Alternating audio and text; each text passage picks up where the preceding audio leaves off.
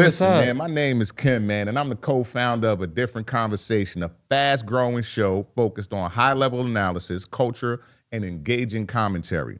This resonated with a dedicated sports audience to where we've now grown to tens of thousands of listeners.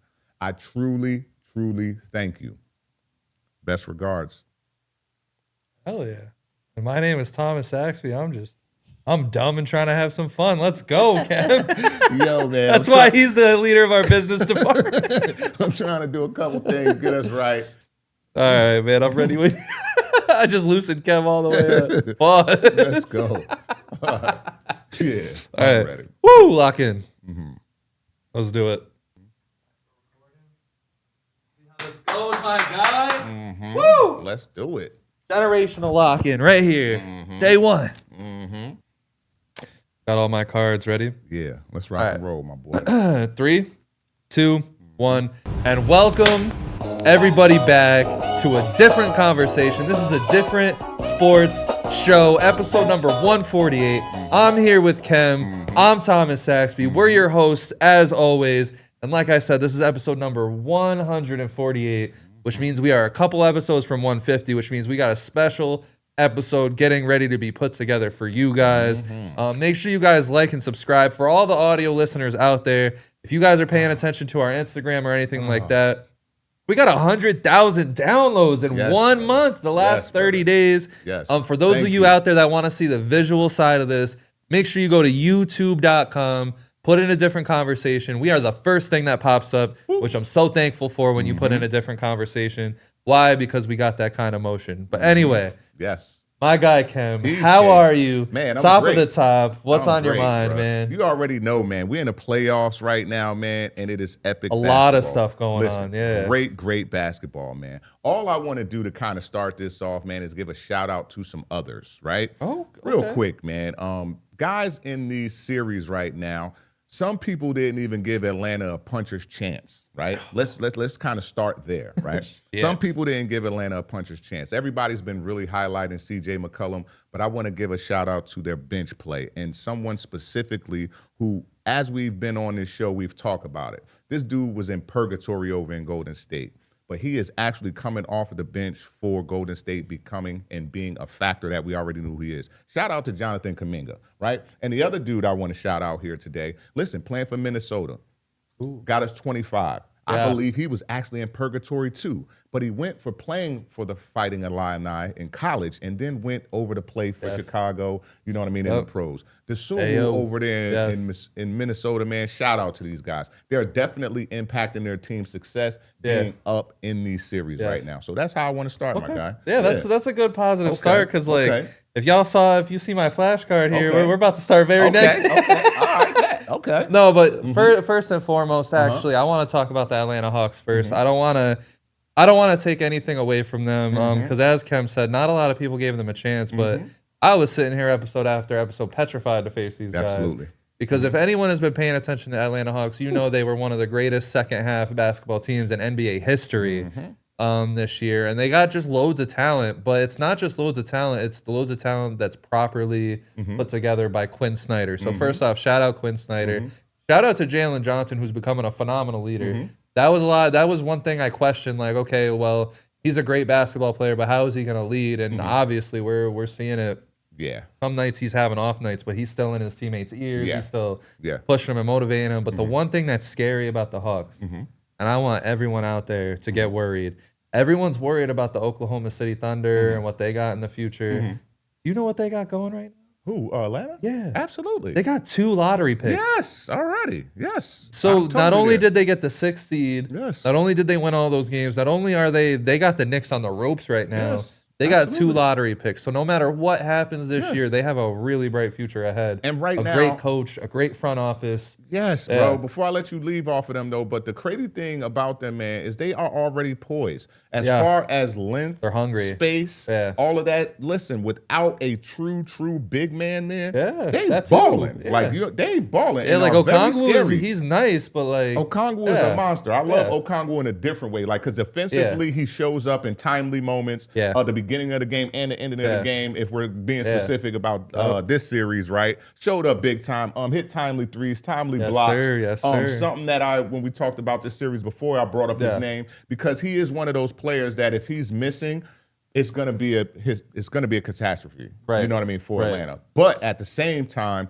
I was not really ready for how they were going to use Kuminga right now. Yes. I think that the length, right? But I'll let you keep going before we kind of get going. My bad. So I mean, and that's the thing with Atlanta is they have a beautiful future because they can trade those draft picks for anything that they want. And just retool. They've seen they don't have to do a crazy trade. Like you've seen the Orlando Magic trade 5 picks for Bane. Hell no. The Timberwolves trade 5 picks for Gobert. The Knicks trade 5 picks for Bridges. They've seen all these messes in front of them. They ain't gonna make that mistake. Yeah. They sat here and they traded Trae Young and Kristaps and end up with 2 lottery picks out of that deal. Yeah. And that's crazy. But let's get negative. Yeah, The let's New go. York Knicks. Come on, let's go. We got some other NBA topics to talk about here too. And we obviously got the NFL draft before we get to the actual breakdown of the playoffs. But I just want to say how actually disappointed I am in the New York Knicks. Now it's not over. I'm not sitting here saying the Knicks don't have a chance to come back in this series. Right. I thought this would be a dog fight. Right.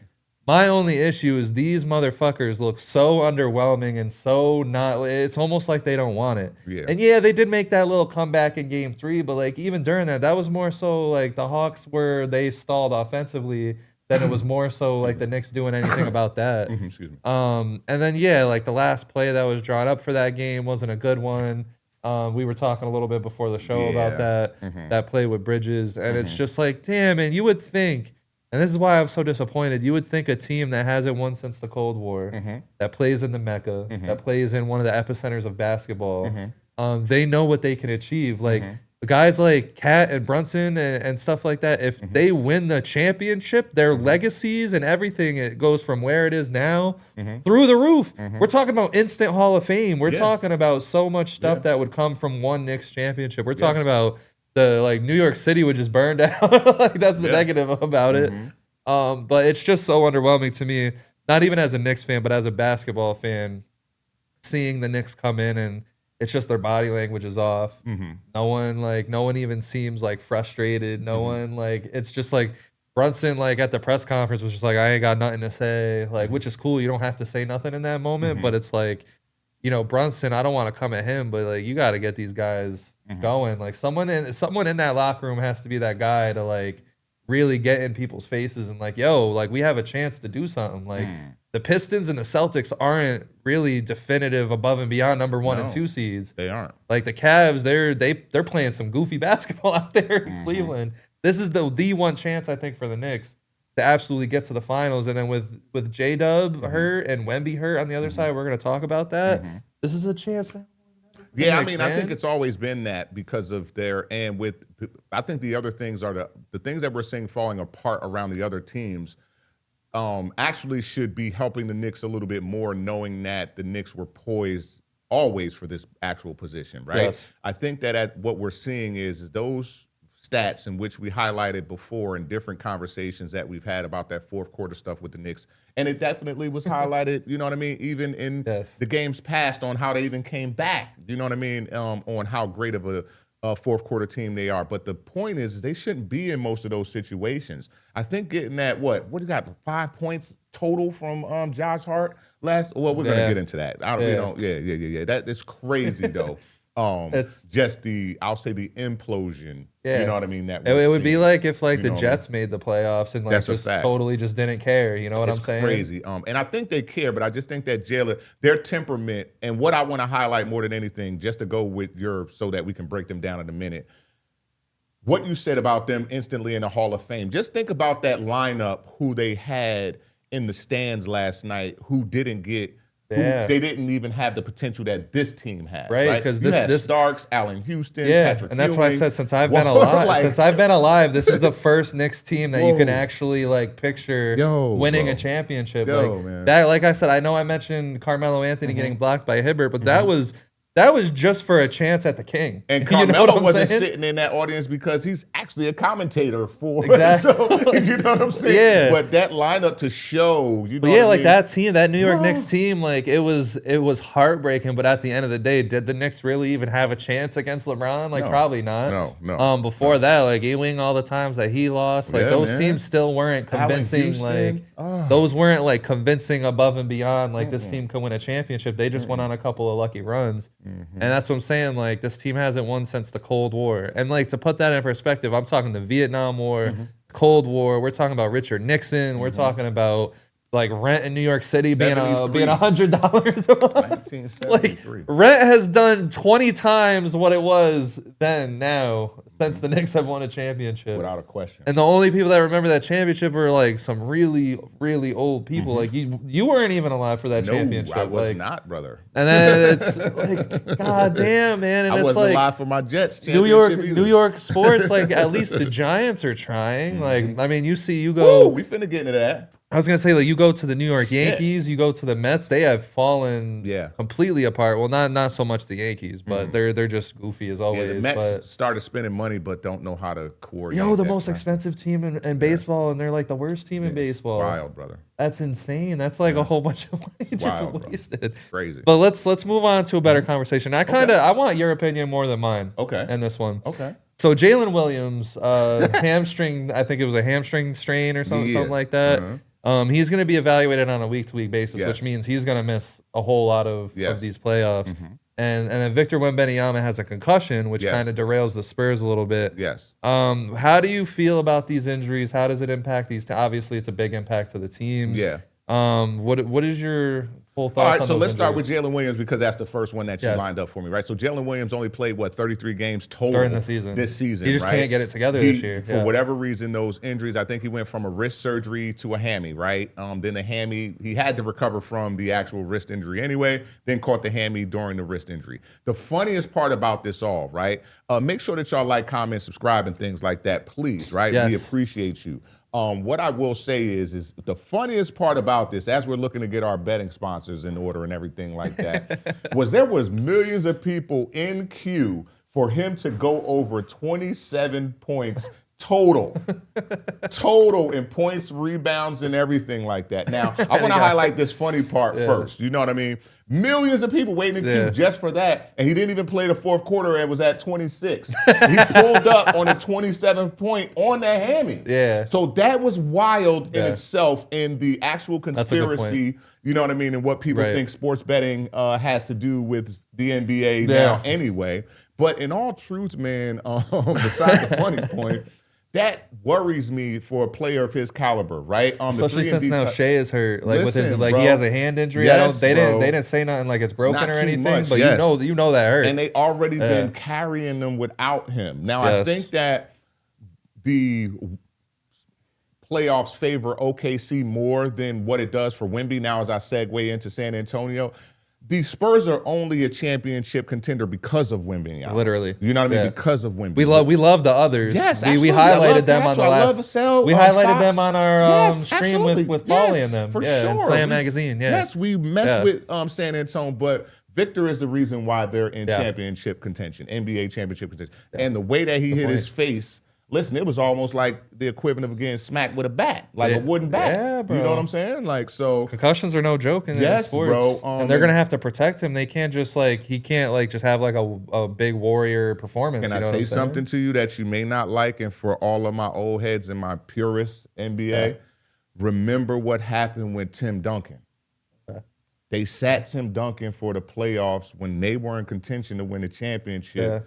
To preserve him for his career. Now, it worked out, right? It did work out. It worked out. It worked out swimmingly. Right? But they were held to the fire, you know what I mean, for him not playing, but it actually worked out. So now, is that what you think the Spurs should do? That's where I was going to kind of pass the ball to you and ask you, what do you think about how they should handle this?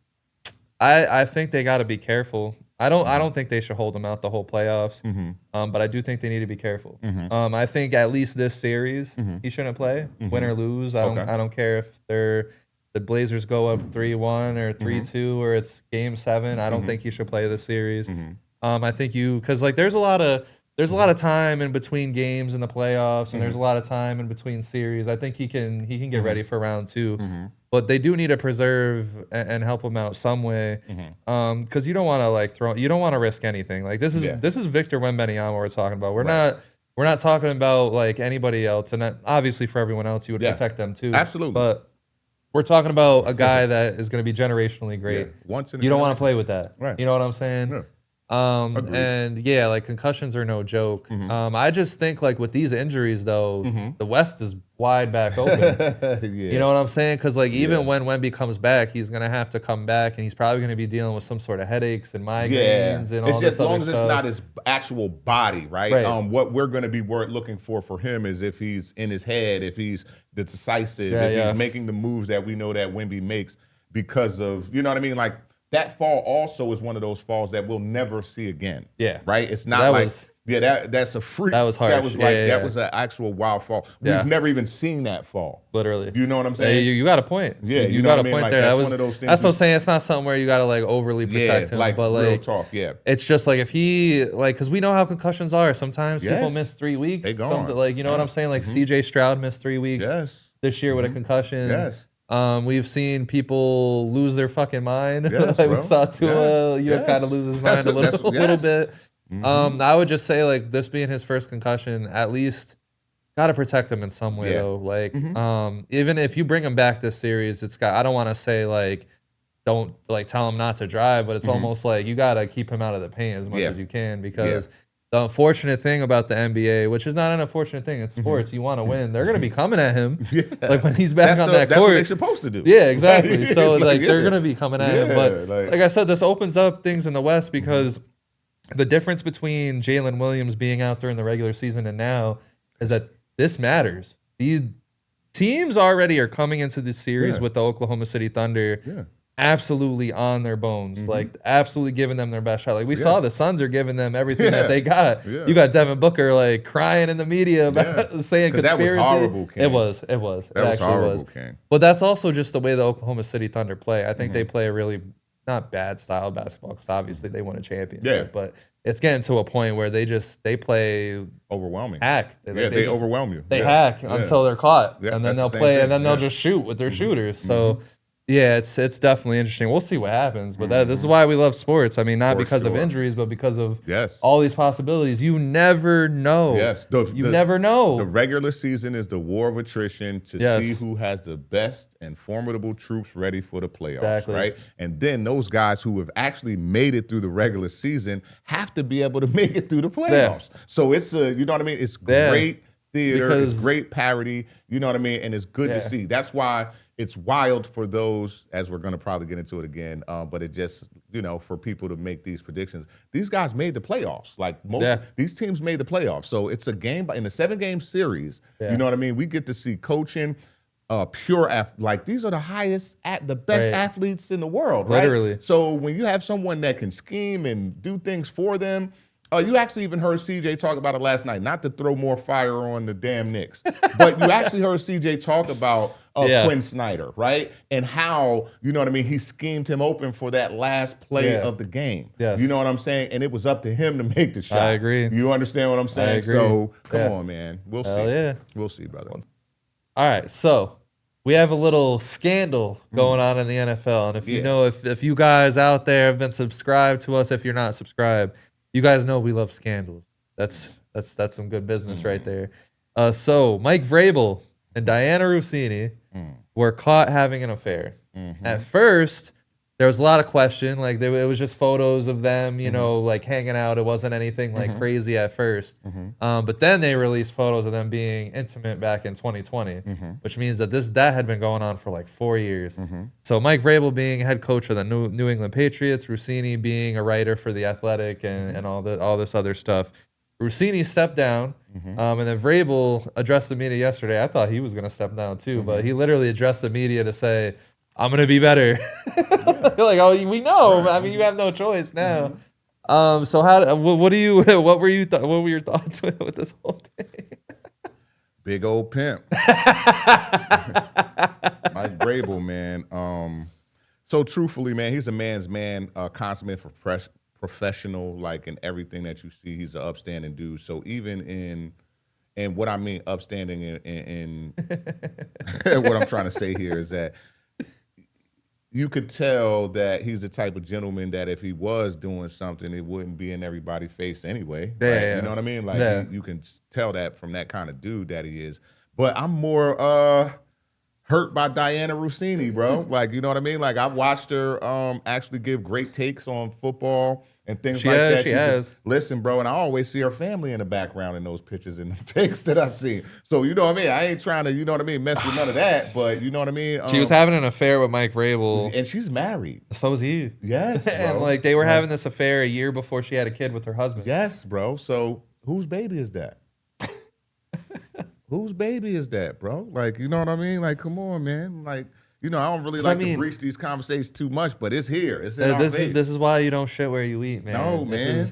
That's like the number one rule. I don't think there's ever been like a good example of shitting where you eat, like working out. You know what I'm saying? And it's like, it's tough. I mean, honestly, I think for the Patriots and Vrabel, good thing this happened now and like not during the season, because this would have been a huge distraction. He probably would have gotten fired with how big of a distraction and how big. But I don't think they could fire you for. He made the Super Bowl, so like, you know what I'm saying. But because it's not detrimental to the team, bro. Like, come on. Man. I see, like, because for her it's messy, because it's like, why are you sleeping around with like head coaches to get info, and then for him it's kind of like, obviously cheating on your wife is bad, but it's like, you know, when you're living that life, like, that's why like social media is crazy, because if this would have happened back before social media, no one would have fucking known, and no one would have really cared, because that's kind of the way it is when you're out there in sports and you're a big name. Like, you got a whole bunch of women throwing it at you. Yeah, you know and that's saying? why I'm just saying it like that. Like, you know what I mean? Like, not trying to be like that, but that's why I'm saying it, because that's the truth. Yeah. And he took a good approach. He probably went home, cried to his wife. Yeah. I know every time I fuck up with my wife, I go home and I'm just like, oh, I'm sorry, babe. I'll be better. I'm home now. Like, you know what I'm plus saying? the thing for me, Not saying I fuck up with my wife like that. I know that. But I think that's that sounded bad. Yeah, but I think also the truth is that the media's, if it's done right, is the last to actually know. Yeah. If done correctly, at the point of doing the wrong thing multiple times or whatever, and they got busted, I think that him and his wife hopefully have already worked through this. Yeah, you understand what I'm saying? Yeah. Us finding out in the media is the last part. Yeah. You know what I mean? Now, of course, people do scrubs. It's crazy because he must have been, because like those photos that started this whole thing were from recently. Yes. And then the ones that really drove the nail into the coffin were 2020. So that must mean that they were seeing each other for 5 whole years. I don't know. He was playing a long game. He set. Okay. All right. Set the trap. Yeah. What you mean? What you mean? He could have been setting the trap, bro. Like, he's a tank, man. Well, let's move on to some other drama. So George Pickens, right? Yeah.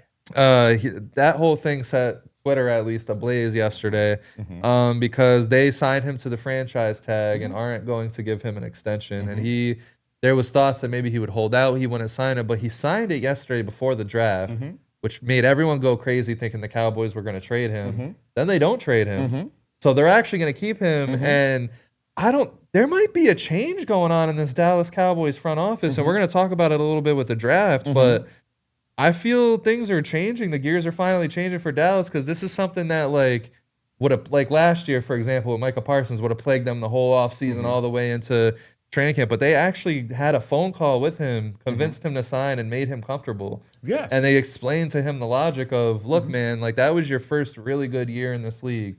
We know you got the talent, but we need to see it again. And if we see it again, you'll get your bag. If not, hey, you still get $30 million more than, 3 times more than he's ever made? Like, his career earnings don't even touch what he's about to make in this 1 year. How do you feel that the Cowboys should go about this? Do you think that they should sign him long term? Do you think they should trade him? How do you feel about George Pickens in general? Well, first and foremost, the franchise tagging is what the Cowboys do. Like, that's not like they the team that used the franchise tag more than any other team in the NFL. Agreed. So it's something that you knew they did it to Dak. They did it. Yeah, absolutely. Yeah. You knew that they were going to kind of do that. But more importantly is all the George Pickens fans, right? For all of us who kind of knew that George Pickens is on the up. Like, you know what I mean? It is without a question. He's also going to be able to, it doesn't even matter if he surpasses CD like he did last year, right? Yeah. Because he was their true number one with the injuries and everything that went on with CD. CD seems like he's starting to get injured. You know what I mean? So with that being said, and if this is a big up year for CD, there's still going to be comparable data with last season and this season for him to get that bag. I agree. So CD just needs to contain himself, let that vigor, you know what I mean, that gumption and all that shit that he had, let it come out on the field like it normally does, right? Because I think getting out of Pittsburgh also helped. He's in warm weather more the time of the year than he is. In a dome. You know what I mean? By the way, like Cowboys Stadium is beautiful. Like they get to play in that, like half the year. Man. I think he's just probably growing up too. You know what I mean? Like right in front of our eyes. You know what I mean? So. Because like there's a lot of pressure on him. I mean, last year getting traded, there was a couple moments that we were like, what the fuck, like that, you know, that were a little careless or whatever. But he could have because the Cowboys they don't control the media presence. Like Jerry Jones don't care about none of that shit. No. So you're right. That's actually a good point. Like Pickens has matured pretty decently because through this whole situation, he could have been on social media blasting the Cowboys, doing normal shit that George Pickens does. I think that's it. He want that money. Like he came after the refs last year, so we know it's still in him. Yes, he want that money, and he's got good people around him. And a week in, week out basis, he's proving it. And I think it does go to how much of a leader Dak is, because Dak has also been vocal about what Pickens should do, chill, keep business. Let's keep going, but. Let's move into the NFL draft that took place last night. Absolutely. So I wanted to break down the top 5, and then if you have any other takes that you want to make beyond the top 5. So first things first, Las Vegas Raiders did the obvious. They got Fernando Mendoza. Yep. I have a take for that later in the show. Do you have any takes? I mean, it was obvious. Yes, absolutely. So of course they still got some things to fix. They got Kirk Cousins up there who's actually going to steer the ship until the young boy takes over. I think that's kind of the best thing to do so far. I think because Kirk Cousins just who he is. Yeah, absolutely. He's just going to be a professional about the whole thing. And when Kirk Cousins does have enough errors in order for Mendoza to take over, you know what I mean, or some sort of injury, whatever may happen, we don't want it to be negative. Brady's cooking up there, You know what I mean? Yeah, at the end of the day, they need to make sure that the line is steady so that they can feed Genty to run that play action and everything like that. Genty and Mendoza is going to be such a we gotta see how that's going to work because they're both the prototypes, right, for the play action and everything like that. So it should be very good. What they do up there. We got to just see, right? Okay. I think that they did what we thought they were going to do. That's a good thing they did because they've messed up a lot in the past doing what they probably should have done. Yeah, they did exactly what they did. All right, so let's talk about your guy, Bailey, drafted by the New York Jets. How do you feel about that? Listen, man, I believe that we did what we needed to do. If we get down to snuff like we needed that pressure. We also got some more pressure and we got a tight end. So at the end of the day, oh my God, I didn't really know who the tight end was. Yes. And then they played his tape, and I was like, "Yes, I play." Yo, You see that dude is. You see that big not only green is he like he's overly brolic. Yes, you see that big green on me today? Yeah. Like, oh my God, like that. It reminds me of DK Metcalf when people were shocked at how big DK was. Exactly. That's exactly how I am. But this dude is lightning, like quick. Like what? Absolutely. Yes. So like the Jets, they kept Hall, kept Wilson, and then now they have Bailey. They've been, they're restart. They still have more draft picks. Bro. Oh man, like, I know you're happy, man. What? I'm wearing green all weekend. Yeah, and then who did they hire as head coach? Terry Glenn. Yeah. So it's all defense. Yeah, so they still got now him. Here's the great thing. Now the great thing that I can highlight about this too is that the pressure and everything that we're actually going to be able to get along with the pressure that we're going to be able to create now with us being a defensive-minded team with the head coach, Terry Glenn. You know that we didn't have any interceptions at all last year. At all. And then you only had like maybe a sack a game, sack and a half a game. So I am looking forward, you know what I mean, to what we're going to be doing here this season, bro. Yeah, I mean, I like what the Jets did because, like, I think, like, when you have a defensive-minded head coach, you have to build an offense that can run almost by itself. Not totally by itself, but, like, like, the head coach, his specialties is going to be what he does on defense. Yes, absolutely. So you need to build up that offense. Geno for a year, I like it. I think Geno, when Geno plays, when he has like a chip on his shoulder, why are there bees digging in the sand? Kem is the king of just putting some crazy nature shit in the background. They got like bees digging in the sand. I didn't even know they did that, but they're going ham, bro. They're going like this other guy's like, yo, what you do? All right, my bad. I'm ADHD. This is why, yeah. The Jets. Yeah. Geno plays a lot better when he has a chip on his shoulder. Yeah. We've seen that in Seattle. Like every time he did something good, he's like, "Oh, I ain't right back." Like, you know what I'm saying? All that stuff. He's gonna want to reverse the past of being on the Jets. Yes. And I think that means a lot to him because he would not have gone back. A lot of people were like, he would never go back to the New York Jets, any of that. But he went back, and there's only one reason to go back, and that is to rewrite the past. Yes. So I like where this team's headed. So the third pick, which I was not totally surprised by, but a little surprised by, the Arizona Cardinals, they reach out and get Jeremiah Love. Yeah. How do you feel about that? Yeah, I think everybody who knows football is probably up in arms about that pick, right? Yes. And not just where they took him, but the financial implications that are associated with that high-ass draft pick. Right. The other part is, man, they don't have a line. They don't have a quarterback. That's, you know what I mean? Now, the crazy thing about it's just going to be Jeremiah Love, and hopefully he can go off. You know what I mean? Like, and it's if you want a recipe, just look at the recipe that the Raiders had last year with Genty, who is not as good as Love, but with less than what the Raiders had. You know what I mean? Like, you don't have a good recipe there. But the other thing about it is when you think about it, when it comes to building teams, right, they do have their running back, right? They do have their running back. And he's electric, man. Like, he can do it all. He can catch. I love where he's going to be playing at, too. But, man, they don't have the other pieces, man. They don't have anything. I don't know, man. That team is a mess. Like, you know. And it's like you're just bringing a really good rookie into your mess. Yes, like, man. I would have gotten someone on defense. Yeah.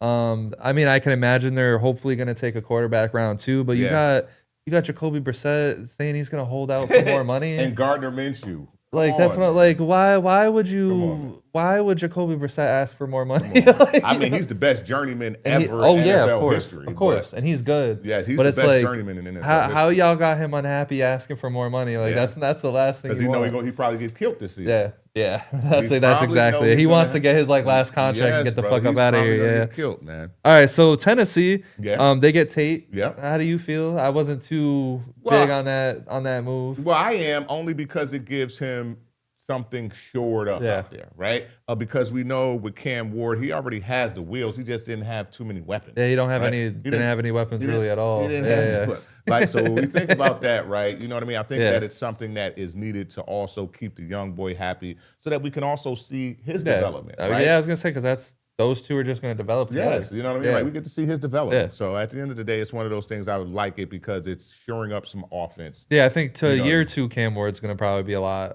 better. And with the receiver, this tells you. You know what I mean? That they're invested in him. Yes. That's what the Titans really haven't done too much in the past. Now, and that's the thing. I don't know. It's just I thought it was a reach because, like, I feel like, because the next pick, Avril Reese, like, he was there. Yeah. And I think with him falling that far, because he was supposed to go to you guys at 2, or at least to the Cardinals at 3, and then the Titans didn't even take him at 4, and then he falls to 5 on the Giants. And I think this is, unfortunately, because I'm an Eagles fan, I think that pick is the best pick in the draft. I mean, obviously Mendoza at 1 would be the obvious pick there, but I think when you consider that Reese could have gone first, could have gone second, and he falls to 5th to the Giants, who already have a well put together structure on their team, I love the pick. Yeah, me too. Yeah. So if we were to kind of go into it, because that was all of them. Yeah. I was gonna say, what other things do you want to talk about? I mean, that's crazy. Because that leads right into what I was gonna kind of get into. What I think is that the Giants are up. Yeah, that's exactly where I was gonna go into. They traded a guy that didn't want to play for them for the 10th pick in the draft. They went crazy, bro. I think that what they didn't just draft talent. They attacked pressure on both sides of the ball. Right, that's how you jump from an irrelevant team to a dangerous. This is one of the best off seasons I have ever seen. Listen, they stayed patient. They didn't reach. Right, you get Avril Reese at 5. Right. Yes. Just think about that. Right. Absolutely. Who's not just a linebacker. And I'm just looking up the Giants depth chart real quick. Without a question, this is a guy who can rush, cover, spy. Right. Do everything if you use him right. Right. Yeah. He changes how the offense actually calls plays. Like, this is built-in pressure where they already have some pressure. Right. Then they go and get the offensive lineman, man, that is like a switchblade. You know what I mean? Like, They actually won the first night of the draft, if you ask me. And I think right? they won the whole offseason. I'll say that take right now. You know Draft what I mean? isn't even over yet. We still got a little bit to go. Yeah, they but won the first night for sure. You get Harbaugh as your coach, which is already a big thing. You go and you trade for Isaiah Likely, or I think they signed him as a free agent. They got Darnell Mooney to come play like wide receiver 2, wide receiver 3. They got some things on defense. They got Arvell Reese now. Yeah. They have done a lot, and then they still have a high pick in round 2, which they can even fuck around and get like Denzel Boston and put another wide receiver in that room. Yes, bro. Yes. You got Scadaboo coming back. Malik Neighbors coming back. Jackson Dart had a phenomenal rookie season. I'm kind of that says something too. So what I do love about the Giants is like again they stay patient because they could have gotten everybody was predicting that they were going to get like another receiver, anything like that, something offensive. But they were just like, hey, like hell no. They actually that also shows the trust. You know what I mean that they have in the young dynamism of I couldn't even get that shit out like. These two guys, Jackson Dart and Malik Neighbors, man. Well, even Cam Scadaboo, like these fuckers are dynamic, bro. And they love each other. They love being on that field. These dudes are dynamic. So that tells you, know what I mean, that they're invested into. That's what I said. That Isaiah Likely, and bringing Likely over. That's so underrated. No, not a lot of people are talking about it. He's a top tight end. Like listen, he's going to be a Hall of Fame tight end at the end anyway. Like he's a big, solid target with sure ass hands, bro. Yeah. Like sure, and he's quick, so you gotta like that. I mean, for me, I think Mark is still in his thunder down in Baltimore, but he should have, you know what I mean? Because he's always killing it when Mark Andrews is like out of it or whatever. Yeah, but I don't. That was an interesting decision keeping Mark Andrews over him, especially after he kind of blew the entire playoffs the year prior, and then has a couple good games. You're like, here's some money. Yeah, it's wild. But some other takes that I have. I thought it was interesting that the Philadelphia Eagles and the Dallas Cowboys actually traded with each other. It was like, that photo where the Bloods and the Crips have have their flags tied together and they're raised in the air? Yes. That's exactly how it felt when they made that trade.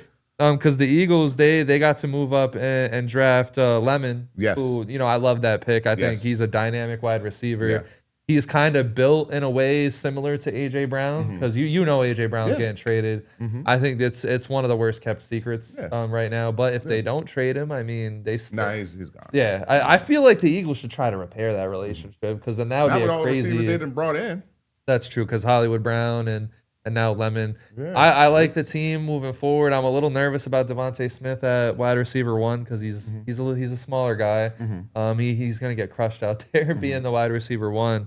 But the Cowboys, they trade back. They get an absolute beast in Lawrence, who another guy where I watched his tape and I was like, oh my God, that's insane. How do you feel about that trade and how all that went down? So I think that's probably why you referenced a little bit earlier why it's a different Cowboys thing taking shape down there right now.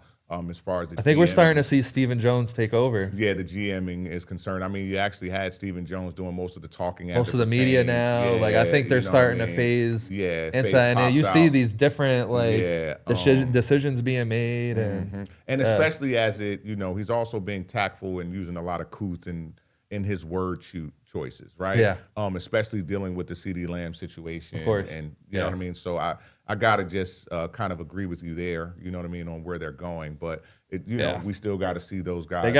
Caleb Downs falling to 11th to them was actually huge. Caleb Downs, I'll say this, that was one player I was really wanting to see where he would go because for someone at safety, which I'm not saying is one of the least important positions, but it's a position where you kind of just throw someone out there in the backfield. But Caleb Downs is like an anchor at safety. So it's like if their cornerback moves don't work, they'll have Caleb Downs out there anyway, kind of limiting the big plays that happen against the Dallas Cowboys. Yeah, I love safeties because sometimes when you got a good safety, you can move them in and out. Like they can do so much stuff. Yeah. You know what I mean? When they're good. Especially him because he can tackle the biggest dudes. There was one tackle where he dropped the tight end, picked him up, and slammed him onto the ground. And that's just crazy because the discourse was the Cowboys should trade up to get Downs.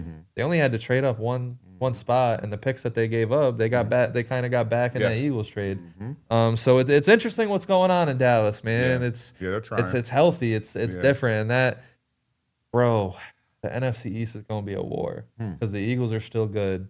The Cowboys, they got their stuff together. The Giants got their stuff together. And you already know with the Commanders, as long as they got Jaden Daniels, they got a chance to do something. But how do you feel about what the Rams did? Well, That's causing a little small controversy. Yeah, I think it's only causing controversy because of people like overly stimulated by what Sean McVay said about it being, He looked a little frustrated. Yeah, you know what I mean? Lie. Like, but I think that he was frustrated because he wasn't aligned with probably the pick that the front Yeah, office because made. I mean, it's You know what I logical. Like they were basically a Super Bowl team last year. They just without a ran into the question. Seahawks. Yeah, you know what I mean? And they could have used that pick for somebody, and they ended up with Ty Simpson, which is cool because that's the guy after Stafford, and that's kind of telling us that maybe this is Stafford's last year, Yeah, because 2 years. they still have they still got Jimmy Garoppolo and somebody else back there. You know what I mean? So Ty Simpson is in wait. You know what I mean? I think that it does shore up their future without a question. Ty Simpson does have. And now he gets to just play behind Stafford. Yeah, bro, he does. We have talk about it intangibles. all the time. That's the game plan. That's you get the to move. watch one of the greatest in history. I think there are a lot of people, kind of. And that mentality that Matthew Stafford has too is going to rub off on him. Yeah, like come on, man, stop playing. Like you know what I mean? He's one of who y'all like, comment, and subscribe, so you know how we feel about Matt. Yes. You know what I mean? That dude is a monster. Yeah, we were raving about him all year. Bro, to have somebody, you know what I mean, somebody young taking notes from somebody so old that is not old at all. You know what I mean? Is going to be beautiful. You know what Exactly. I mean? Like, real talk. You're probably gonna breed another dog out there in LA. Well, then, who are your 5 greatest draft picks in sports history? Man. Now, there's a lot that you can put in here. Yeah. There's a lot of different logic that you can use, whether you want to use a number 1 pick or not. Do you want me to lead this one off? Let's go. Let me hear what Okay, you got. so obviously, these. Let me preface this and say that these are in no order. I just had to put 5 on this list. So number 5, Okay. I got Mike Trout. Okay. So he was, as you guys can see, he's a god in baseball, but he was picked 25th in the first round. And my thing is like, that was crazy because he was already built, he was already mashing, he was already doing that stuff. And yeah, Jersey granted, guy. Shout out Mike Trout. yes, Jersey, Philly area, we love that. Number 4, I got Kobe Bryant Okay. at 13. Go. Now, this is kind of a situation where the Los Angeles Lakers are one of they have some of the most championships. I think they're second to the Celtics now. Okay. Of most championships in NBA history. But this is because of their evaluation and their scouting, because Kobe coming in at number 13 to the Charlotte Hornets, like there wasn't like too much tape on him. They only had the high school. They only had what he was saying in his interviews and stuff. And the Lakers chose him as their guy, and they helped him develop and kind of put that engine behind him. Yeah. And that is one of the greatest value draft picks ever because they were just taking a chance Yeah. at 13. Number 3, I got Albert Pujols. Okay. Guess what round he was drafted in? Tell me. Baseball. What's The some- 13th round. Oh, that's fire. That is deep. And they got one of the best baseball players of all time that Yeah. helped them win a couple of championships. Yeah. He won some MVPs. Yeah. If you ask some people who's the greatest hitter of all time, some people will tell you Albert Pujols. Yeah. The people that don't know the hitters of the past, Yeah. some of them will tell you Albert I mean, Pujols. he was one of them guys. Yeah. Yeah, I was gonna he had the baseball world lit up. Number 2, I got Tom Brady. Okay. We already talked about him. Round 6, number 199, showing up in his boxers at the combine, looking like, damn, dude, you should be in the office. You shouldn't. You shouldn't be playing football. Yeah. And obviously, the rest is history when it comes to Yeah, Brady. he kind of looks like him and Jared Goff have a similar build, like and you know what I'm saying? Like they're not supposed to. Like they just some goofy white dudes. Yeah, like it's fire, but they actually Yes, both could swing sir. it. Like it's funny, yeah, man. Tom with all that status that he has, though, it's amazing. So for me, man, I'm gonna go with somebody that is uncharted territory. Still got one more. Oh, my bad. Number Oh, 1. No, shit. my fault. bad. Let's Okay, go. my All fault. right. Okay, all the times I interrupt you, Kem had to get me my back real bad. quick. Number 1 is the guy that they played a Taco Bell commercial over. I got Jokic, the Joker, Yeah, Nikolai that's a good one. Jokic. So that's the at one that we have in 41st. common. Yes, at 41st, I thought this is one of the 2014. greatest picks, if not the greatest draft pick in sports, because it was second round. They played a Taco Bell commercial over his draft pick. No one cared. No one thought he would become anything. They thought he was probably going to go play, back in Serbia and everything. And he ends up winning 3 out of 5 MVPs in a row. Still, averaging a triple-double at center, unathletic, just just a big dude doing big things. Yes. That's my list. Okay, I like that. I ain't mad at that list at all, bro. I can imagine yours is drastically different besides like Not a couple too of those. different. Yes. Okay. I'm probably gonna blow your mind with a couple of them, right? Okay. But a couple of them, we should be like, you should dig it. You know what I mean? Because it's just me, right? So number 5, I gotta go with that number 6 pick in 1992. 5 World Series, 3,000 hits. The captain. Come on, man. Culture setter. Yes. October assassin, Derek Jeter, right? Yes. Not number 1, number 6. One of the best leaders of all time. Come on, leaders man. of men. The captain, man. Like, that's hard, man. Yeah. Like, listen, there are 5 teams that passed on that dude. Yeah.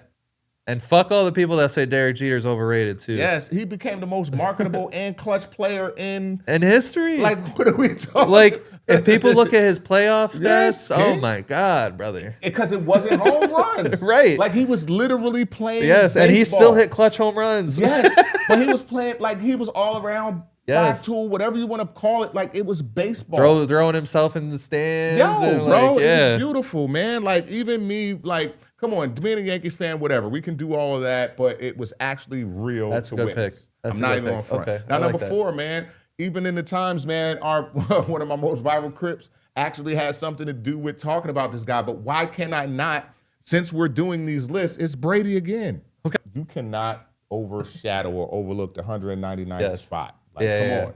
He was at 199, brother, and went And they got a dog. and went and fucking had 7 Super Bowls, 5 MVPs, 3 regular season MVPs, 89,000 passing yards, 35 playoff wins, Yes. 10 Super Bowl appearances. I don't think that there I can't is- exclude Tom Brady. Yeah, like, we can't do that, bro. I would actually sound crazy, I think, trying to put somebody up there knowing, like, I think that with Brock Purdy getting to the Super Bowl and everything like that, you know what I mean? He's up there. He's in the combo. Yeah, he's in the combo just from, you know what I mean, Okay. just Mr. Irrelevancy. But what we know have been done, you know what I mean, with that 199th pick And sometimes they like in and the that 6th round. and it's a big example because like you got to think Tom Brady got to where he was like it was all mentality. That was supposed to be like special teams. Yeah, you saw him at the combine all out of shape. Yeah, like, that and, was that like, in his round is boxers, special teams and in shit. his boxers all out of shape. Yeah, But people bro. were like, "Who the fuck is this Oversized guy?" tee. But it's all mentality, man. Like if you got a hardcore mentality, you will make it. Some bias. We already know. Okay. Sam Bowie went over my boy, MJ, right? Yeah. Without a question. He was drafted what, 3rd? Yes. Yes. Good call. 1984, right? Sam Bowie. Portland took Sam Bowie number 2, man. Just remember that. That's going to live forever, right? Now, this guy is still talked about in the sport that is growing. Now, this is pretty awesome, like, because we don't talk about the sport too much. But when it comes to draft picks, we got to think about this guy because, listen, we talk about Tom being 199th. Yes. This dude was technically undrafted, Okay. all right? Through the NHL and World Hockey I knew you were going to Association. talk about hockey. Let's go. Come on, Wayne Gretzky, man. 61 yes. NHL records. Now, I would put Ovi in there, but we got to put the originator. That's what I'm saying. Like, how do Right. like these dudes that became goats of their sports? How did He broke hockey, bro. Yeah. He literally broke the Literally. sport. Like, Yeah. it's crazy. Do you watch hockey? Yes. Okay. Yes. You So- might have to get us a little Yes. bit into hockey. Yes, Okay. brother. Like, so brother? Fun fact. And listen, you just said brother. Hockey was created by indentured servants and escaped slaves who migrated to Canada and developed the game on ice. Go A lot of check your things come history. from black culture. I'm trying to tell you, check your history. Pretty dope. But here, real quick, man. We ain't want to do too much of a history lesson. But number 1, I got to go with who you said, man. The Taco Bell commercial, man. Right? The Taco Bell commercial was played through this guy's actual draft. Like, they didn't care. Nikola Jokic, Yes. right? When you think about these people that we put in there, it's projection, it's bias, it's system fit, and it was risk tolerance, right? When we think about Brady, scouting failure, Jokic, it was architect blindness in that dude. Literally. Literally, right? Yeah. Right? Jordan, I'm going with the biasness, positionally, without a question. Yeah, and I mean, he dominated like- them 2 guards. Yeah, and right? he dominated college, but like there was some, I understand why Jordan wasn't first. Yes. But like some of these things, like Jokic falling the way he did, yes. and like yes. it's- Gretzky. like how do you have interviews with these guys and not understand that the mentality that they have? Because mentality is like half a sport. It literally is, bro. Like if Brady didn't have mentality, he would have forever just been he would have probably been a catcher in baseball. Yes. And then Jeter for me, man, it's just the patience versus the hype. Like what we kind of what we laud. Now the story hasn't been written all the way totally for this guy, but the work ethic and everything that everybody sees with Jalen Hurts and everybody lauds is what you would kind of equate to. I almost put him on the list. Derek Jeter, right? Yes. His career hasn't been anywhere near it. This iteration of Jalen Hurts, right, with these new pieces that he's going to get, with the biggest piece that he's ever had going out. I'm glad you brought this up, man. I wanted to bring that up. I think, and sorry, this is completely going away from what we were talking about. This year is going to be huge for Jalen Hurts. His career, brother, the way it's going. Brother. I fear what will happen. Or what will be said if the Eagles suck. Oh, got you. Okay. Yeah. Okay. Just remember, he's getting another offensive coordinator. Oh, yeah. Yet again. And if the Eagles do good, or if they do bad, he'll get another one. Like, they almost have to be, like, average for them to keep, like, because, like, that's all the Eagles do is they just produce good coaches. But, yeah, I mean, Jalen Hurts drafted in the 3rd round as a backup to Carson Wentz and ended up being everything that he was. And his career, I think Jalen Hurts is going to have a great year. It's just who he is. Like, he locks in when he needs to lock in. He grows when he needs to grow. I just didn't think that they expected the scheme to be so bad last year. And it was kind of on Sirianni for letting it go as far as it did. But, yeah. Let's talk about the NBA playoffs finally. Should I restart that, or do you think we still got a lot of time? Yes. Yeah, we still got a lot of time on the camera. All right, so let's start off with an interesting series, the Detroit Pistons and the Orlando Magic. The Magic took game 1, and the Pistons beat their ass in game 2, especially in the second half. What's your biggest thoughts on that series? Well, the series is really shaping out to be a great one, right? When you think about it, they're both young teams too, right? Yeah. Which I really love, right? Because we're getting matchups and intensity that sometimes dies out in other series due to the age, right? The gaps. But what we also see in this is the inconsistencies, what I mean, that are in the youth, right? Now, as it pertains to Detroit, I think that both of these teams, just like when we say styles make fights, this is a perfect example of styles make fights. Now, I don't think that he's missing. I think that Orlando just provides something with their size, right? To where as though, and you're also able to see that there is no 3-point on perimeter shooting at all for Detroit. Which hurts them. Like, you got Duncan Robinson that could come in and get buckets here and there. Then the other thing that's bothering me, man, shout out to dude who we was on the pod with, man. I wish I could rip you up right now, because it's kind of crazy to see that. Why do you think I said what I said, man? It's kind of crazy to see that y'all rely on Denoris Jenkins to actually get y'all buckets. That is wild. This is a dude that was a two-way player from the G League. Like, that is like, he's good, but like, you know what I'm saying? I love him. I ain't gonna say that I don't want to say. But depending on him is something totally different to see. And this is why I said I don't believe in Detroit, because it's like it's Cade or nothing. He's active, you know what I mean? He's their defensive because they just got a bunch of good role players after Cade, but that's why it's like it's Cade or bust. Man, Malik Beasley and Tim Hardaway Jr. are sorely missed on this team. Yes, like, I agree for sure. Yeah, you know, especially what I mean? when you see what Hardaway's doing. Yes, like, brother. So yeah, you know what I mean. And Duncan Robinson, I don't know, man. I don't know. I've never believed in that. Yeah, but what I will say, all the stickers he put up in Miami. Yes, like, but he has the most playoff experience on his team, which will help them, I think, and just galvanizing. But now when I flip it to just Orlando real quick, to actually see Paulo out of his head, which is what we've been talking about a lot, right? Even in just our group chat, right? Like, trying to figure that out, right? Seeing him kind of being decisive instead of indecisive, whether passing or shoot, just get it out of your hands or let it go, right? Yeah. That is what I'm loving to see. Desmond Bane is putting it all on the court. One of the great, it was such a great trade for them, and you could see it pay off. Yes, and he's making sure that he plays up to it. You know what I mean? Which I love more than anything. And that's the thing with Bane. He's a dog. That's why I was like, I thought the Grizzlies were kind of, I mean, obviously you take that trade. It's a lot of draft picks, and they were declining. Yes. But he was the one that I probably would have kept with Ja if you plan on keeping Ja. But no, I mean, my thoughts on the series is like that. I don't want to say the Pistons are going to lose the first round, because I don't think they will, but this is kind of what I expected. They're kind of fool's gold as a first seed. I love JB Bickerstaff. I love what he did. Cade's hooping. He was an MVP candidate before he, the collapsed lung. But at the end of the day, it's just first, like, obviously the regular season is the regular season, but when we get to a playoffs, when we get to these 7-round series, when we get to the fact that the Orlando Magic are a good team, like they have talent on their team. And Black is cooking other. Yeah, exactly. Like they have talent on their team. Like you can't like overlook those guys, and I think that's what the Pistons did. I don't think they were fully prepared for this, but I do. If I'm really truly being honest, I do think Detroit takes the next 3. I think it'll be 4-1. Okay. But that's only just because the Magic, I don't think they're fully put together the way they need to be yet. But at the end of the day, it's like you said, if Paolo stays out of his head, we know what he can do. He's a 25-8 player.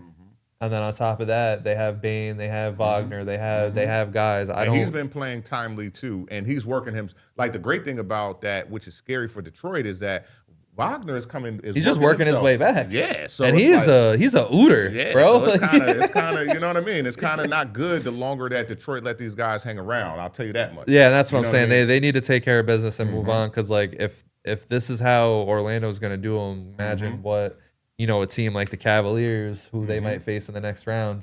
Speaking of moving on to that matchup. Cavs and Raptors, I have nothing to add besides this is just some goofy basketball, and I can't wait till this series is over. Yeah, more for me, what's hard, man, what's really, really hard for me is knowing that as Cleveland's playing during the end of the regular season, you're not seeing that much of Strus and, you know what I mean, and stuff like that. But now that we're in the playoffs and they're Strus is a dog. He's a dog, but, man, how they relying on those guys, man? How are they, like, not like that, but, like... I know what you're saying, though. It's like, why is... like you got Donovan Mitchell, James Harden, Mobley, like, you got all these guys. You got everything. To me, bro, that, like, you know what I mean? Like, that's what it's just goofy. It doesn't look well put together. And then when we look at Toronto, they have no type of up-tempo game that is interesting. You know what I mean? Like this should be a sweep. This is crazy. And again, I'm not taking anything away from Scotty Barnes. He's playing his ass off. Yes, bro. 30-point game. He's doing it not by himself, but he's doing everything. Yeah, because RJ Barrett ain't gonna show up, and Ingram is all over the place. 30 ball last night. Though. Yeah. It was crazy. I don't. Yeah, I still think the Cavs take the series. It's just they're not doing anything to convince me that they. Because like I said, going into this. I was high on them, bro. Like James Harden should have fixed all the problems that they had, but they still look confused with James Harden. Yeah, I think it's the style too. We're gonna have to see them game up. I don't think that Toronto brings the best out of Cleveland, and I think Detroit will. Yes, and I think like the Cavs and Pistons that might be the series to see who goes to the finals, because as you move on, we already talked about Hawks Knicks. I don't think we have to talk too much more about that. But when it comes to the Celtics and 76ers. 76ers are giving Boston a whole heap of trouble without Embiid on there. Because our guy, Tyrese Maxey, is being a good leader over there. How do you feel about that series? I love it. So listen, man, check this out. What they're getting out of this Philadelphia 76ers minus the actual Joel Embiid effect is you have DeAndre Jordan doing 3 times a game what you also count on Joel Embiid to do, which is hit a big 3, right? Yeah. I think this year they said there's a wild stat on, he's only made Jordan? 8, yes. I mean, sorry, I didn't mean to say DeAndre Jordan. You know who I'm trying to stand. DeAndre Drummond. Andre Drummond. Andre Drummond. Yeah, Andre Drummond. I was like, sorry, wait, brother. DeAndre Jordan hitting threes. I'm not paying attention. Let me rewind that back so that this tape come out mad cleaner. What is lovely about the Sixers is that with Andre Drummond, what you're getting minus the Joel Embiid effect of him being on the court is you're still getting the threes. You know what I'm saying, that you get from Joel. And it's crazy because I think in his whole career, the most he's made in the season has been like 18 or 19 threes. This season, including the playoffs, he's in the high 30s. Yes. So he's which is crazy. Yes, and listen, Andre Drummond of all 12 people? years, like 12, 13 years in the league. So at the end of the day, like, you know what I mean, that with these guys being pro athletes and being ready for the moment and gaming up is scary as hell for Boston. One of the oldest rivalries in basketball. Yeah, because Embiid could come back any day. And then that's the other part. Embiid can come back any day. Plus their other big dude, whatever his name is, Dow or whatever, number 34, he playing 99% power mode the whole time anyway. Bona. Bona, there it is. Yeah, he's going crazy. I just don't want to say his name. I wasn't supposed to say it. That's I just don't want to say his name. Like, that's a crazy last name. But now at the end of the day, I still like Boston in the series, but I'm telling you now, it's good to see Jaylen Brown is still putting up, big games. And you're still seeing the seed. So I want to talk about the other side because the Boston Celtics is what we know. Yeah. The actual Sixers have a ceiling that we don't get to discuss too much because of the hurt or the injuries of the team. Right. But where they are right now, brother, with VJ playing how he's playing, Maxey playing how he's playing. And you see how the Knicks are playing, the Cavs are playing, the Pistons are playing. I mean, like, this could be set up. Even playing good. This could be set up for like one of those finals runs that we talk about all the time as a Cinderella run. Like it's wild. I like the 76ers, the Hawks, don't count them out, man. The Magic. Like these teams all have a chance. Yes, brother. And that's because it's the East. And then when you look at the West and you realize, okay, OKC's getting banged up. The Lakers. This is great. I love this shit, man. Yeah, playoff basketball. Yes, let's go to the West. Yes. OKC, they're beating the brakes off of the Suns as we expected. Yeah. I don't have too much there. Nah. Devin Booker calling out the refs, though. I thought that by name. By name and strictly saying that there's like some type of conspiracy theory. Well, we could talk about that before we kind of Well, I don't think it's really too much of a conspiracy theory. I think that there's just we talked a little bit before we started recording just about the overwhelming pressure that OKC provides. You know what I mean? Like where it's almost like hacking. You know what I'm saying? But there were plays in that specific game that just like made you want to scratch your head. You know what I mean? Like as they were called, especially the one where he was called for like a tech when he was throwing the ball back inbound, just trying to save the ball. Yeah. I think that's and I forgot who was the defender on Shea, but he literally had his hands up. Yes. The whole time, the whole entire sequence, and still got called for a foul. Yes, it's a wild thing to witness. You know what I mean? In certain instances, but I just think that they don't have anything coming. You know what I mean? I'm loving seeing Jalen Green take more shots. He's going off. Yeah, you know I think like the Suns, the biggest thing for this year, whether they win or lose or get swept the series, they have the pieces. Like I think Booker, Brooks, and Green is a good thing to build on. And Williams, and they got depth. And if Williams was healthy, this would be a different story. Yes, I think it would be different. That's a good call out there. Now you can go ahead and roast me. The Lakers are up 2-0 on the Houston Rockets. I talked a lot of shit. I look actually terrible. They get one win. Yeah, they won't get one, and now they're probably going to win the series. We up 2. Yeah. Let's talk about greatness. Let's go ahead. And, first off, I'll apologize to LeBron James and the Lakers and all you guys out there because I really didn't think they had a chance. But it's crazy because they're up 2-0. They could get Reeves back. They can get Doncic back. OKC is beat up. My Minnesota and Denver, they're beating the crap out of each other. And then Wemby's got a concussion. So there's a chance. You're saying there's a chance? There's a chance. Did you see the Kevin Nash meme for Luka? With the wheelchair, with the he's getting up with the fake cast. And I'm honestly thankful. Like I want to see Kevin Durant succeed. I just we know the Rockets team is built a little weird. Yes. But that's another thing. Like if they can get their shit together and everything I just said. I am disappointed in Alfred Şengün. I'm disappointed in Alfred Şengün. He looks like a piece of pepperoni out there. But I am totally in love with how DeAndre Ayton found his swagger. Yes. You know what I mean? I'm totally in love with it. Call me a fool for the moment, but as we were speaking last week, as I said, we know what you know what I mean? does, Like, you know what I'm saying? That's why I said I like my boys. I said it's a time for me to give my crazy take, but now we can kind of dive into the X's wasn't and so O's, crazy, was it? You know what I mean? And see, you know what I mean? That's Unc right there. Make sure you guys like, subscribe. Kem's been cooking me all fucking year with these takes. Like I cannot win, bro. It's kind of crazy, bro. It's at that time. Listen, you got 18 out of LeBron the first game. 19 out of him the first game, 28 out of him the second game, with the points, the assists and rebounds reversed. This is incredible. In both games, right? Just showing his command. This is otherworldly sports stuff right here. Oh my God! Like this is like story that people are gonna talk about. Yo, boy, it's funny, man. I don't want to jinx it too much, but what I will say is the youth of Houston, along with their inability to generate offense outside of Kevin Durant, bro, is kind of crazy. Yes. It's absolutely crazy. I love Amen, right? I love KD. Wow. I love Reed.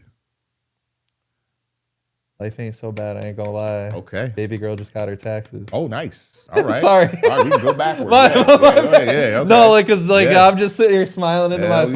yeah, there we go. She's having a day. She just found out that she's graduating college. Nice. And she got the taxes, and she's going to Kentucky next week. You know, shout out to her. But Nice. all right, no.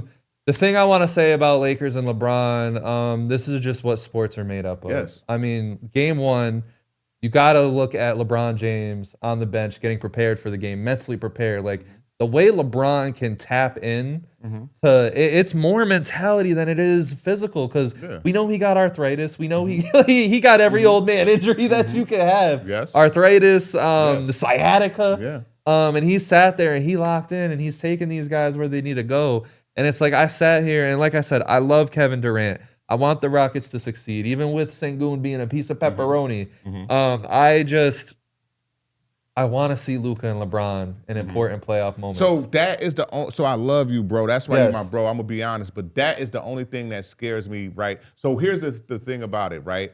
I want to know if we be phonetic enough to do the role reverse, right? Like to flip it to Luka being the first. And I think you guys will option, because even you these know two what I mean? games, like LeBron's been pass first still, Yes, setting up guys. absolutely. And the difference last year to this year is what you mentioned. DeAndre Ayton. Yes, They did but we not knew have that last year. In that pickup, like this is what he was brought in for. Now I'm hoping all of the hoopla and all of that stuff like is done in his head, and he just continues to like, you know what I mean, for real. And I think it is because it's like I think like you got to think about what happened in Phoenix, right? Being the number one pick when he wasn't supposed to be, being, you know, on that championship run and kind of like not being bullied, but you knew like all that discourse with this team. Like Aiton's a young guy. Yeah. Like he didn't come into this league as like a 30-year-old dude. Everyone's putting like 30-year-old expectations on a young, immature guy. Like we saw DeAndre Ayton in all the videos in college of him being an absolute goofball. Like he's a goofball at hurt. Yes. You know what I'm saying? He's an true absolute goof. Yes. Like this is a dude that woke up one day and said, "I ain't fucking Clint Capella," when no one said he was. No one in the world said he was Clint Capella. He was the one, and it's just like he's growing up, like before our eyes. Like people that were like wrote him off and everything. He was a number one pick for a reason, for talent, and you have to pair him with guys like LeBron and Luka and stuff. So am I saying the Lakers will win the championship? No, but I'm also saying that with the injuries to OKC, with Luka and Austin Reeves coming back, with everything else, with everything the way it is, the Lakers have a chance. Do not cross out the Lakers. Yeah, I appreciate that, bro. Yeah, I'll choke on my words. I was roasting this guy. This guy said Lakers in 6. They might win in 4. Crazy, crazy. Bro. Crazy, bro. Oh, this is why I love sports. This is why I love doing. I love doing this. I love doing this shit, man. Spurs and Blazers being 1-1. The only thing I have to say about that is you kind of saw when Wemby went down, the Blazers kind of took over. They're an annoying team. They're playing with house money. That'll be interesting to see how the rest of that goes. Do you have anything to add to nothing. that? Just loving Scoop. Oh my God, Yeah, loving Scoop getting these 30 balls, right? It took a while he was injury laden throughout the season as well. Even though they have, they have a real Avia. cheap owner. They have a really, you've seen all those, the news reports about having a cheap owner. It seems like they have something healthy going on in there because it's like I said, the cheap owner, the Chauncey Billups getting arrested. Like this team should have been the worst team that we've ever seen hit the floor, but it seems healthy. Like these guys, like. But I actually like these guys. I like Klingon. I actually like the core of players. Like, you know what I mean? I'm worried what's going to happen in the offseason if this dude's really trying to save money. Like, I think Avija might get traded. I don't know. If Avia go, that's, it's a whole. It's a different story. But for them, it's why I shouted them out last week because for them to be a 7th seed in this crazy West, and now they're giving it to the Spurs because they could have just choked under the bright lights with or without Wemby. You know what I'm saying? But they're doing what they're doing. But the one series that we wanted to talk about, Minnesota up 2-1 on Denver. How are you feeling about that? Oh, man, I'm feeling great about it. So, listen, man, let's dive into who I counted Minnesota out. And this, like I said, you're fucking cooking me, man. Yeah, because listen, man, I want to give you something, man. So, listen, even though I gave my boy, you know what I mean, Nick the Joker, right? Nikolopich? My words are bugging today, right? Love it. Even though I gave my boy. This is how you know we're real because we ain't cutting none of this shit out. Man, my boy actually came in as number 1 for me as the top drafts, right? That was slept on because of where he went in that NBA draft. But what I have to say is this NBA playoffs, is probably the worst playoffs of the Joker's career so far. Right, I'm being 100% honest with you. He can't hit the side of a barn, right? And that's we're going back to when like Jokic got criticized when he was winning his first couple, his first MVP and stuff. Is that his defense is bad and that's getting exposed. His offensive game isn't as polished. Listen, you got Rudy Gobert like playing. He won. I hate that. I hate Rudy Gobert, man. But it's crazy because they are like a chain link fence right now. Minnesota, they are locked in. And you see. Jaden in the media talking about these guys fucking suck, and they're exposing them. It came out and then scored a 30 ball. He went crazy. I love this rivalry, brother. Like you understand? I love this rivalry. Like real talk. You got Anthony Edwards actually went out early, and them boys still handle business. Yes. His knee, Edwards' knee is like hanging on by a thread, and they still getting busy. DiVincenzo, all them boys. It's scary, and that's why I said Finch, like their head coach. Like I know you said that he meant. He better get it all done. season, Kev's been calling for his seat. But at the end of the day, this is why I love Finch, and it's why he's so underrated to me, is because like it's what he's able to do with these guys. Because as you see, Ant getting hurt, and they're still taking it to a team that is like a lot of people's favorite to win. But they banged up. No Aaron Gordon. Right, no Watson, I think too. But like at the end of the day, Gordon's been gone almost the whole year for them. Absolutely. Like they should, you know what I'm saying? They should have something in place. But Peyton Watson is a big loss too. Yeah. But at the end of the day, man, it's like they should have never fired Mike Malone. Like he would have. He about to get a new job. In college. Yeah, because the Trailblazers offered him like $2 million. What? That is so funny to be like. Dudes said that they're making their players check out early from the hotel so that they don't get late fees. I'm like, bro, that's like $100. You saving money all the way down to the dollar, bro. Yes, on the and that's why I said I fear like we're gonna go into the offseason with Portland and they're gonna. It sucks. All that growth that they made this year, they're gonna trade those guys. But all right, let's move on. Listen. The playoffs are going to be ongoing. We're going to be here week to week. Make sure you guys like, comment, subscribe, do all that stuff. Get in the conversation because we're going to be covering this the whole way through. Yes. Couple more segments and we're out of here. This is we're flying. Uh-huh. I want you to give flowers to one player and one team, any sport, anybody that you want to give flowers to. So listen, it's kind of wild because we talked about this a little bit earlier in the segment, right? Yes. Because we were dealing with the NFL draft and everything like that. But I want to do something because I think that I want to go the opposite of what I believe everybody else went as far as this draft goes, right? I actually want to give a shout out to the Los Angeles Rams, right? Okay. In this particular segment, only because I believe that because of this organization and their track record of winning, they got something good up there. they actually have solidified at least the next 8 years of their team. Right? And it's crazy because a lot of people, including me, and I don't know, I don't remember when we made the take if you were agreeing with me or not. Like when they was saying, "Oh, Stafford's gonna retire," McVay was gonna probably retire because he already achieved everything. Aaron Donald did retire. It's crazy, man. Like they actually like got it all back together. They got something going out there, man. That is. They got the best wide receiver in the league, in my opinion. Yes, I mean, he has a little CTE, he's a little knucklehead, but like he's talented, good, bro. Like they're super talented. Yes, and they have a system, right? What we look for and what we laud, even though those guys get hurt up there front office excellence in San Fran, like we laud that, right? Yeah. What happened? What Dan did out there in Detroit, we laud that, right? Yes. What you just highlighted about what Harbaugh took to New York, we laud that. You know what I'm saying? So at the end of the day, you can't win a championship with a bad front office. You can't. You just can't. Like, I mean, unless you were the Dallas Cowboys in the '90s, that's probably like the only time. And that's why they can't get back to it in any kind of way. They don't even sniff wins. It took them 30 years to finally make some healthy decisions. Yes, brother. Like this is the first time me being alive. I'm like, oh, the Cowboys are chaining some good decisions. Yes, bro. Together. So we gotta give them a shout out, man, knowing that listen, they're like Philadelphia. Every other team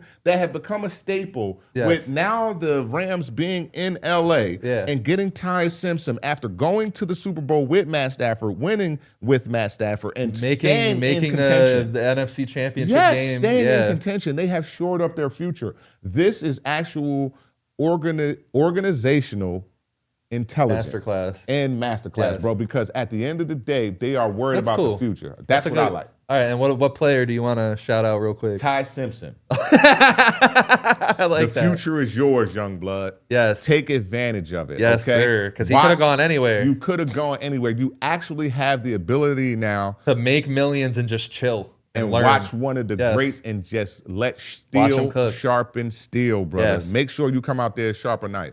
For yes, sure. Sir. Don't make this take age horribly. I like everything to age like wine, my nigga. So do your thing. His takes be aging like wine, man. I'd be sitting here like some of the shit that Kem be saying, I'd be like, what the fuck? And then it just happens, bro. Like whatever, man.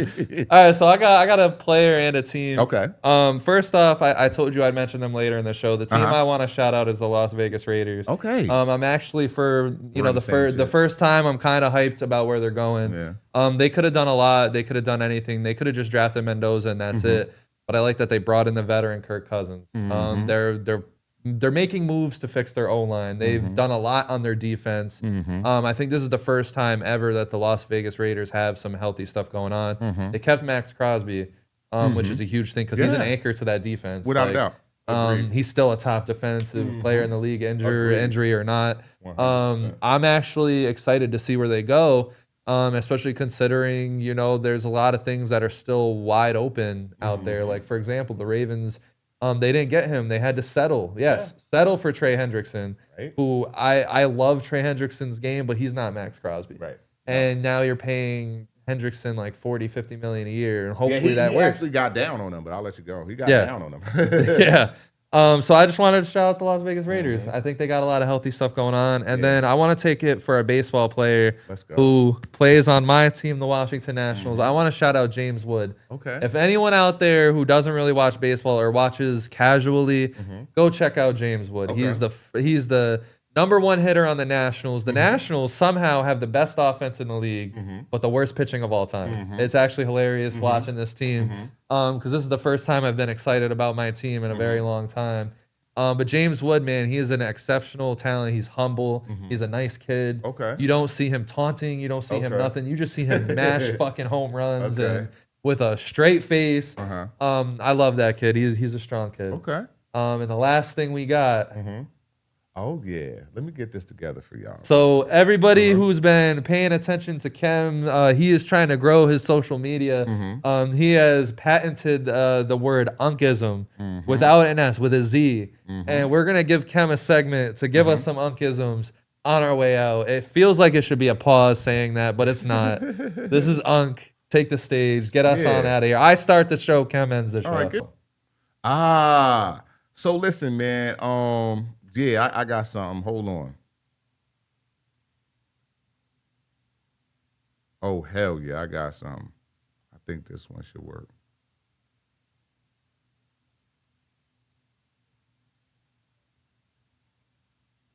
All right, yeah. All right, here we go. Bet. So my boy gave me a couple of minutes, man, to make sure that we could kind of just tap into y'all and make sure we close this out. Again, please, guys, make sure you like, comment, and subscribe. So the Uncizm for today, people, is going to be stay in your lane. Stay in your lane. Okay. All right? Talk Why? Comparison steals confidence. A Honda racing a Ferrari will break down trying to keep up. Am I right, King? Operating your own strengths. Win your race. Win your race, not theirs. If you know, you know. Okay? Okay. Stay in your lane. Wow. That was actually powerful. I like that. Comparison steals That's the confidence. Uncizm of the day. Yes. Yes. Comparison steals confidence. We love that. All right? A Honda racing a Ferrari will always break the fuck down trying to keep up. I actually really like that. That's actually some advice I could take. Win your own race. Win your strengths. Yes. Win your own race, not theirs, y'all. I'm out. Hope we out. All right. With that being said, I hope everybody liked the show. Make sure you guys leave some feedback, subscribe, get on tune, because we're about to really get our foot on the gas here. Yes. So make sure you guys, like I said, just get on board with us. We got a lot coming.